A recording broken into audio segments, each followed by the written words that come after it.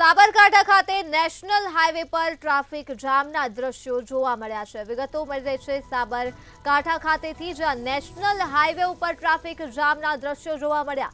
અમદાવાદ અને ઉદયપુર હાઈવે હિંમતનગર પાસે આ ટ્રાફિક જામ સર્જાયો હતો। નેશનલ હાઈવે પર 7 વર્ષથી બ્રિજના કામ નથી થઈ રહ્યા, ત્યારે બ્રિજને ના અધૂરા કામને લઈ થાય છે વારે વાર ટ્રાફિક જામ।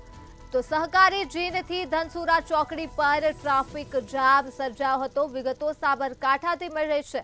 નેશનલ હાઈવે ઉપર ટ્રાફિક જામ સર્જાયો છે તો 1 કિલોમીટર સુધી વાહનોની લાંબી કતારો જોવા મળી હતી। અમદાવાદ ઉદયપુર હાઈવે હિંમતનગર પાસે આ ટ્રાફિક જામ સર્જાયો હતો અને નેશનલ હાઈવે ઉપર 7 વર્ષથી બ્રિજનું કામ નથી થયું, ત્યારે બ્રિજના અધૂરા કામોને લઈને આ ટ્રાફિક જામ થાય છે। સહકારી જીનથી ધનસુરા ચોકડી ઉપર આ ટ્રાફિક જામ જોવા મળ્યો હતો અને અંદાજે 1 કિલોમીટર સુધી વાહનોની લાંબી કતાર જોવા મળી।